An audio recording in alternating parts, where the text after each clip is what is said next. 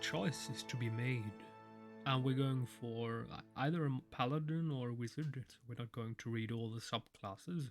So let's start with paladin. We have Bleak, Darkozy, Gold-Packed, Okay, oh, that doesn't work. Okay, so I thought it was all paladins, but no, it's walkers and knights and wayfarers. Okay, so we're going to start with Bleak Walkers. Dreaded for their mercilessness and cruelty, paladins of the Bleak Walkers believe that extreme brutality in warfare brings conflict to a swift close.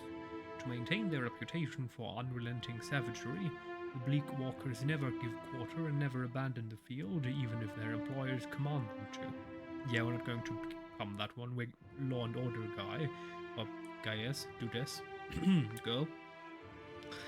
Gain Flames of Devotion, even though I'm not sure if we are going to play female. I'm going to wait for customization. Maybe we can customize our male choice. Gain Flames of Devotion. Flames of Devotion deal additional corrode damage, black flames, and applies the second affliction to targets. Darkozy Paladini. The oldest known paladin order in the world, the Darkozy Paladini were founded as the guards of the Darkozy Palace in Grand Vaelia over 2,000 years ago. The Darkozy family was the royal lineage of Grand Vaelia. The Darkozy Paladini were founded to guard the crowned family and its palace circa 800 AI. Though both Paladini and family were scattered during the collapse of Grand Vaelia, even 2 centuries later, each still persists to a less sovereign but impressively affluent means. Since the shattering of Grand Vaelia, the Darkozy Paladini have transformed into the protectors and ambassadors of the immense Darkozy family, as well as old Vaelian culture. The Darkozy Paladini are widespread and occasionally even come into conflict with each other due to the machinations of the Darkozy family. Paladins of the Order are renowned for their wit and love of life. That sounds good. Lay on Hands. Oh, we know that one. Grants a minor flame shield to the target. What? That's not how Lay of Hands should work. Interesting. Lay on Hands, yeah. Gold-Packed Knights. Mercenaries with a solemn reverence for the sanctity of contracts, Gold-Packed Knights fulfill their obligations with unemotional, unswearing commitment and without moral judgment. Gain Sworn Enemy. Sworn Enemy gains the upgraded Gilded Enmity, which causes the Paladin to be imbued with the blessing of gold when they declare Sworn Enemy. The Paladin receives bonus armor rating until struck enough times for the gold to break. That's interesting. Kind Wayfarers. Charitable order of knights errant who assist troubled travelers and celebrate kindness, condemning deception and malice even when dealing with their enemies. The ranks of the Kind Wayfarers are filled with kith of all races and from all cultures. They can be found in any part of the old empires. Eastern Reach and even the Deadfire. Knights errant, assisting troubled travelers and celebrate kindness. Well, that also sounds good. Yeah, mercenaries, I'm not so sure. So that sounds good. Kind Wayfarers, interesting. The Shield Bearers of Sand Ilg.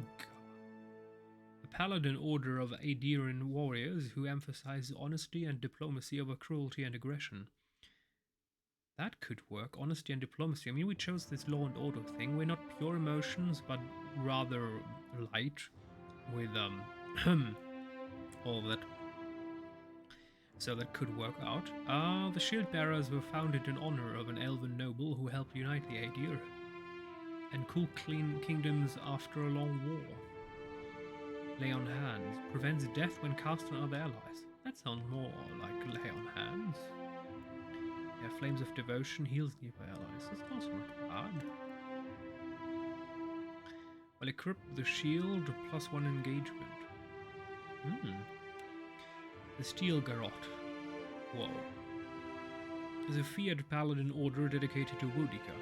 They work with powerful individuals and business interests to hunt down those who violate contracts, especially if said contracts were endorsed by a priestess of the exiled queen. They were founded in the AD Empire and are active throughout the region, branching out as far as the Durwood and the Vailian republics. Do we have to read anything? We had that one, we had Boudica. Bonus, heal for a portion of the damage dealt to afflicted targets. Garrote ability. Yeah, I'm not so sure if we want to become a paladin. That's not the kind of paladin we had in Pathfinder. Usually I like to be a paladin, but this is not maybe it. Maybe we should become a fighter. Maybe. Blackjack, devoted, unbroken tactician. Yeah, it also doesn't sound very good. How about monk?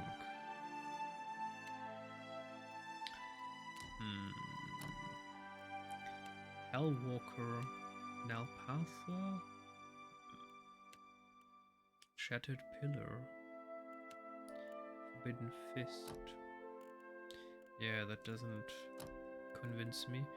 Animus, Fury, Lifegiver, Shifter. Druids can switch to any of the spirit shifting animals once each per combat. Can we turn into a dragon?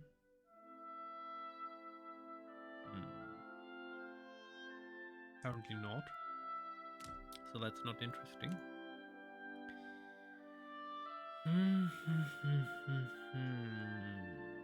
Form delegate, dragon, no dragon. Yeah, I'm not convinced. Okay, a wizard. And we have Conjurer, Enchanter, Evoker, Illusionist, Transmuter, and Blood Mage.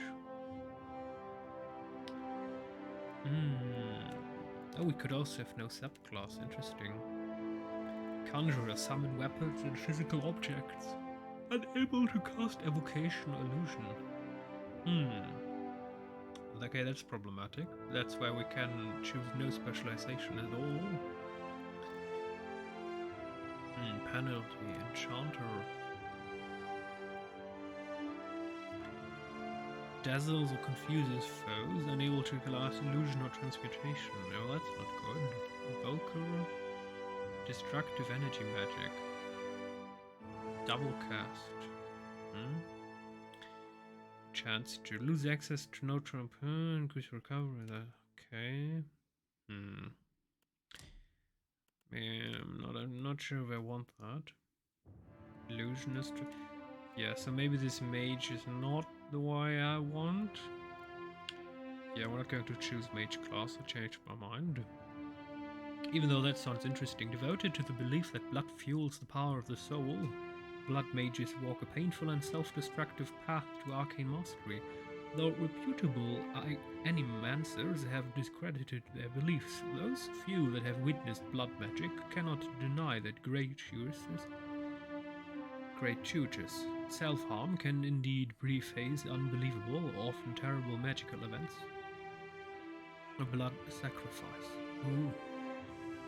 Wait, what? Draw upon your own life force to fuel your magic when others could not. Receive a variable amount of raw damage in order to restore a spell level of equal or lesser proportion to the damage received. Why can't we use the life force of other people? Isn't that what blood mages do? Unable to use Empower. Gain passive health regeneration. That's powerful. All defenses against bloodied attackers are reduced. Yeah, that doesn't convince me. I'm also not interested in berserkers, just... Yeah, no. Enchanter? Nah.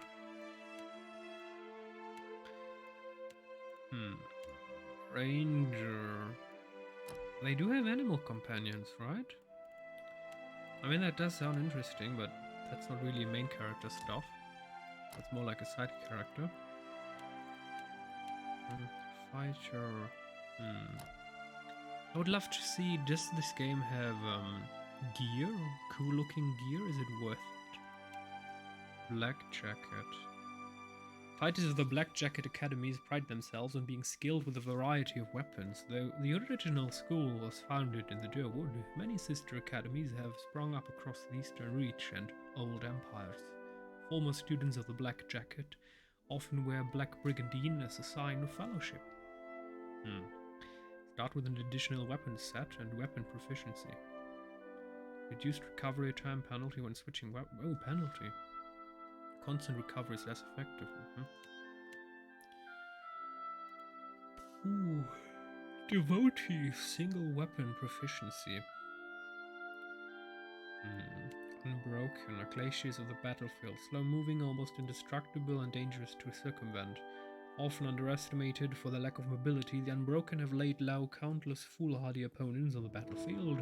Unbroken academies tend to be somber or serious places, most common in similarly somber or serious nations such as Adir and Red Keras. Shield Mastery, providing bonus armor rating while wearing a shield. Lower stride in combat. Oh, represents how quickly a character can run in combat. Lower reflexes, that's not good. So Unbroken is definitely a tank. A Tactician. Those who can rally their wit in the heat of battle are known as Tacticians. These warriors see all forms of combat as only pieces moving in play. Frequently assuming leadership positions within a structured military, Tacticians weaponize cleverness and sharpen experience. Restore discipline when successfully interrupting an enemy action. No interrupts. That's something that most of the World of Warcraft community is incapable of, or MMORPG communities in general. Even though it's extremely important to interrupt casts, otherwise your healers are going out of mana, but never mind that one. Penetration and accuracy is reduced when attacking a target that is not threatened by an ally.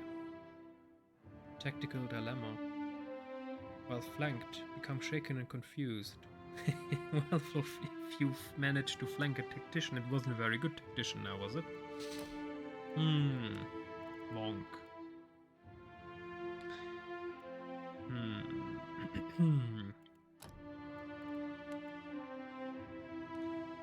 Death Rite. Do I want that? The Nalpatska are an order of monks who meditate on the differences between the material world and the perceived world through the use of mind-altering substances. Originating in Ixamitl, the Nalpaska are respected in their homelands but often disregarded as fools when traveling abroad. Their extensive dabbling with the boundaries of reality can give others the impression that they are adult or simply insane. All drug effects last longer. Generate, that could be useful. Generate wounds while receiving the bonus of drugs. Yeah. No. Shattered Pillar. Unlike other monastic orders, monks of the Shattered Pillar, a philosophy, gain power from causing pain and harm.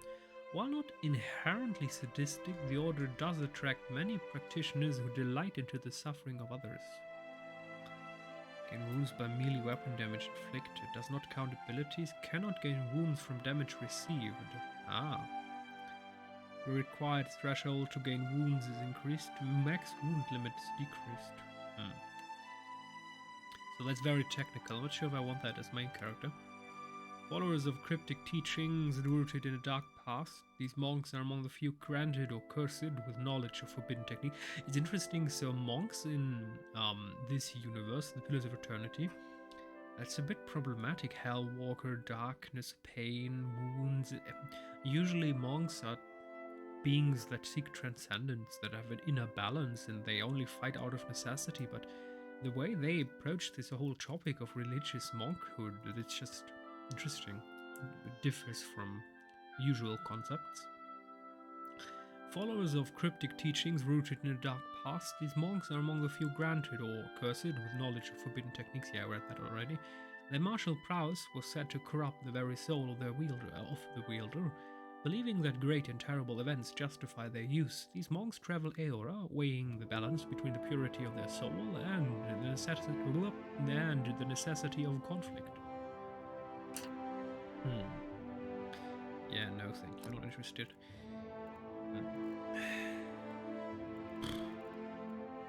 I mean, right now, Thinking about becoming a druid simply because we have friends we can summon. Furies embrace storms as the essential wild spirit of nature. Instead of spirit shifting into an animal form, Furies transform themselves into Stormbright. Despite their name, Furies are not known for being particularly violent, but are known for being loud, boisterous, and generally impossible to shut up. Not interested. Oh, Great Maelstrom. Animists are the most common druids in Eora. Seeing life in all facets of the world, animists draw power from the complex web of connections between plants, animals, the weather, and even humble rocks and soil. So, I have no idea how this game works, but usually when you play an RPG, especially isometric RPGs, there are points, in Divinity and Pathfinder, wherever, where you will find your main character in a duel. And the problem is if I choose something squishy, a supporter role, a wizard, and we're going into a duel, we can have big problems surviving, because usually in duels the other one will be extremely high armored, high HP, it will be extremely difficult. So someone who can on his own summon creatures, that sounds very useful for these duel settings, if there are at all duels, which I do not know, but I have to prepare for the unknown. Life-Giver. While not pacifists, Life-Giver groves tend to be the most peaceful gatherings of druids. They focus heavily on healing magic, but lack the ability to summon allies. Okay, that's not good. They're commonly found in rural communities where feuds and tempers run high. Yeah, no, thank you. Shifter. Yeah, emphasizing spirit-shifting capabilities rather than spell-casting. Unlike other druids, shifters possess the ability to shift to any animal form. Do we have dragons in this game? Shifters are known as isolated and antisocial druids, often living as hermits far from civilization. Druids can switch to any of the spirit-shifting animals once each per combat. Spirit shift has a longer duration. After a spirit shift ends, the druid is healed a portion of their health. Oh. Cannot cast spells while in paneled animal form. Maggots, form of the Delegon. Kind we have rusted armor, entropy. Fire stag. Ooh. Well, that doesn't sound bad. What's that? Spirit shift boar, bear, wolf, stag, or cat. It draws upon the druid's natural connection to the cat, temporarily allowing them to assume that form. The cat spirit shift has a natural fast attack and can burst into even faster attacks for short periods of time. I like that one. What is ancient? Not all ancients are venerable in form, but many have walked Eora for hundreds of years. Primal in nature, the zealots of Galawain tend to keep to themselves in forests and extreme environments, warding off would-be travelers and conjuring untamed magics. Hold beasts. Reduced defense against veil-piercing attacks, increased damage received from vessels. Okay. So we can also summon stuff because we can't turn into stuff. Summon Spallings. Do we also get Spallings when we become a shifter? No Spallings here, right? I don't like that. So, the other trees get on level 1 Spallings. For some odd reason, the shifter doesn't. I mean, obviously because he can turn into cool stuff. Still game, you serious? Yeah. So either we transform or we summon stuff. Even though technically as a shifter we can transform and later on also summon. Yeah, we're going to choose this one, shifter. Next. Initial ability. Oh, charm beast.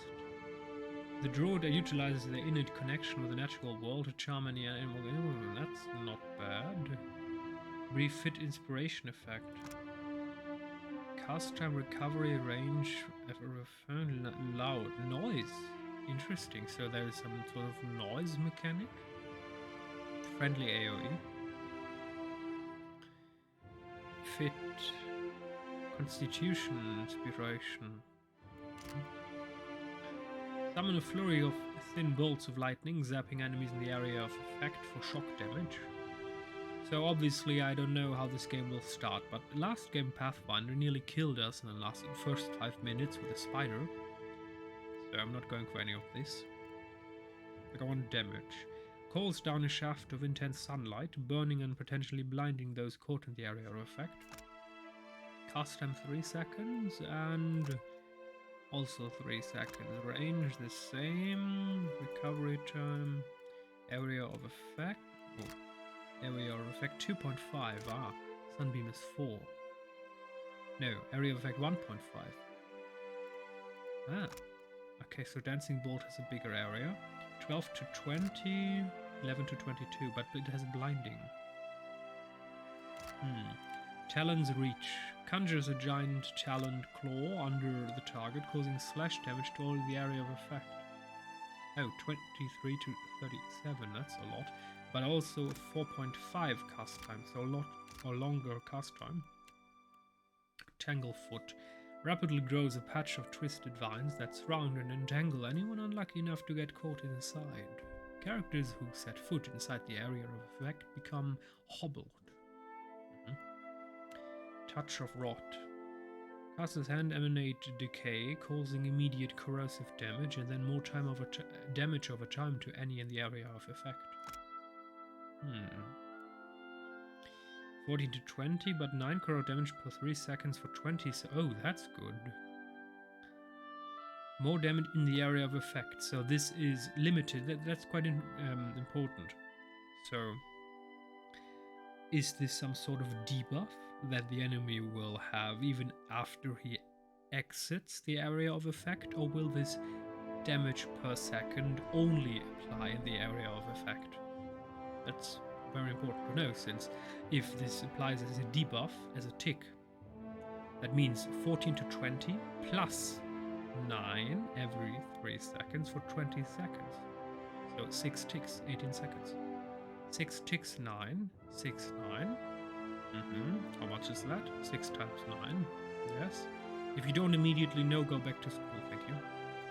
So plus 14 to 20, that's a heck load. Vile Thorns. Shoots sharp thorned brambles.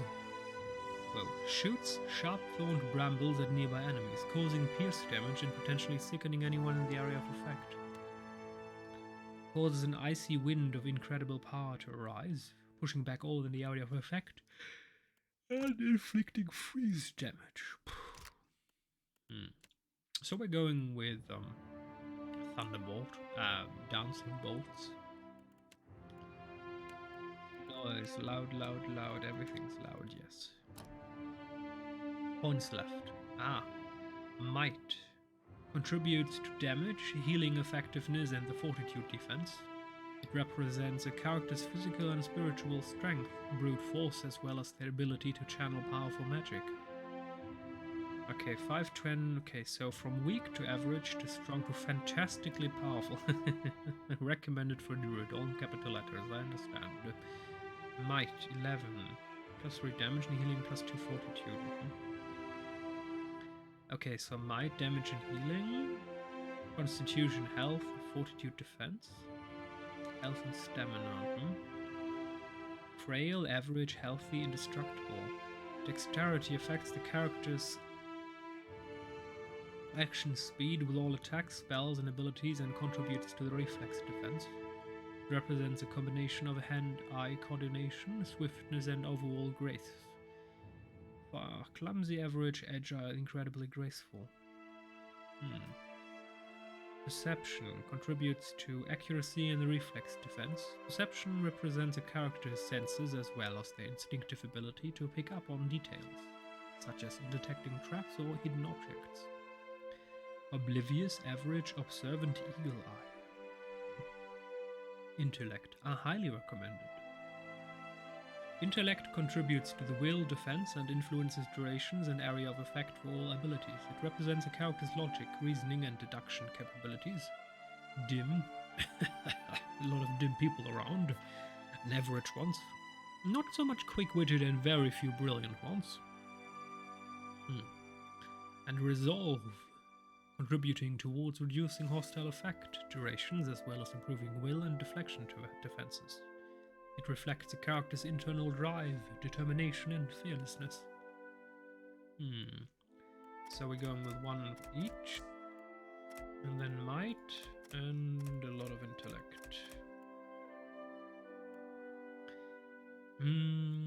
Constitution. Let's go with damage.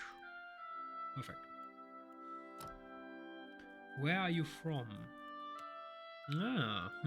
So we have Aedir, Deadfire Archipelago, Ixa Middle Plains, Old Valia, Adawachai, the Living Lands, and the White That Wends. The Aedir Empire, yes, centered around the equator, has a tropical climate. The nation of Aedir is at its heart and houses the majority of its human and elven populace.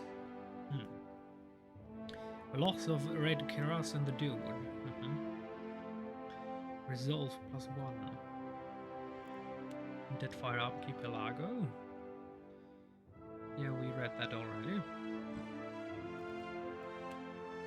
Ixa Middle Plains. Large expanse of fertile savannas that are extensively farmed by savannah folk and all-in residents. The Ixa Middle culture is one of the oldest in the world, though one of the least imperialistic, having spread out little over the past several thousand years. Ixa Middle society places a strong emphasis on learning and scholarship and honors their philosophers and literati. Old Valia, we read that one. Oh, did we? That's new. Once the crown jewel of the southern seas, Old Valia is now the crumbled remnants of an empire of warring merchant nations. Counting many humans and dwarfs among their ranks, the Old Valian countries are still forces to be reckoned with and are proud of their rich cultural heritage. The southernmost of the old empires, Old Valia, suffered a similar fate to their northern neighbors, the Aedirans, in losing their most prosperous colonial territories, the Valian republics. Many Old Valians in the Deadfire Archipelago are associated with the Principi Sen Bedrena, a vast coalition of pirates.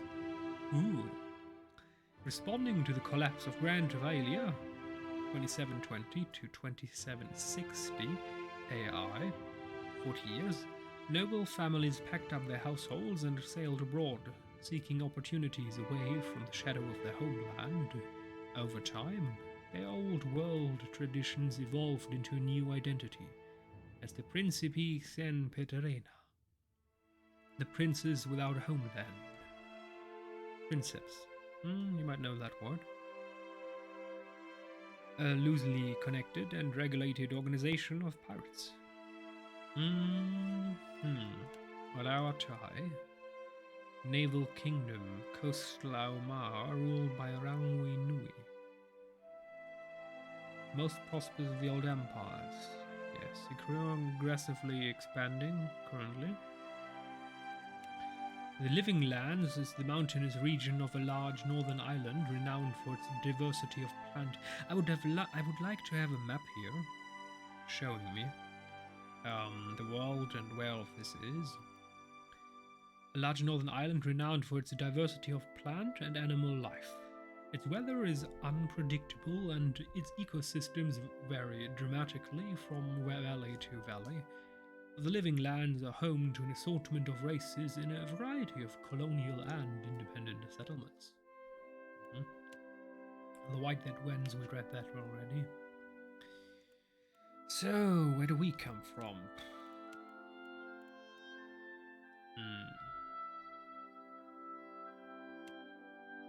I mean, independent settlements, that sounds good. Archipelago. You know what? I have the feeling that this game revolves around the Deadfire Archipelago, so we can't be from there, that would be Bit of a spoiler. Idea. Around the equator, so warm, very warm, but she doesn't look like she's from around the equator. She looks like more she's from the northern reaches, but again, maybe we can customize her. So maybe let's see what this gives us. Resolve, dexterity, resolve, constitution, intellect. We need intellect.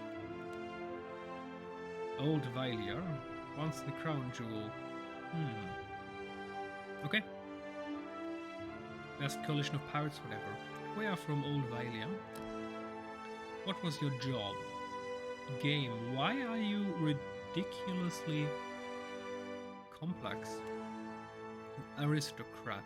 You've lived your life amongst the nobility. Your days have been marked by lavish meals and extravagant parties. Your conversations peppered with talk of pedigree and bloodlines.